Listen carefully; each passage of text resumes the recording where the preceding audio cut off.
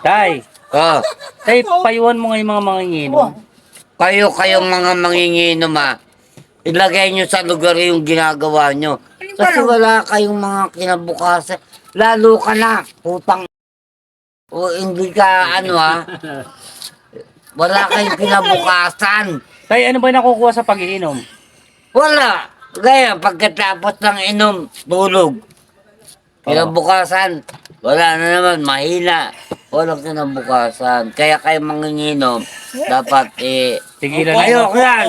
Tigilan na, tigilan na, no? Tigilan nyo na yan. Ayoko yan. Tay, dapat di na pala sila Huwag nagiinom. kayo magiinom. Tay, payuhan mo yung mga viewers natin na huwag na mag-inom. Ganun. Kayong mga viewers natin, pagka kayo, pwede naman mag-inom. Kaya lang, ilalagay nyo sa lugar. Hindi ka mukha nitong walang mga kwentang tao na to na wala nang ginawa kundi mag-inom talaga. Ah, ganun? Oo. Huwag mo naman silang ganunin, tay. Bakit naman? Kasi nga, di ba, huwag mong ganunin walang kwenta. Minsan nga lang mag-inom Dapat pinapayuhan mo sila. Pinapayuhan ko nga maganda O, ba't nagagalit ka? Ikaw, tanong ka ng tanong Sabi ko lang, mayo ka ba't nagagalit ka? Hindi yan sinasabi ko sa kayo na yung mga manginginom na yan dapat ayusin nila.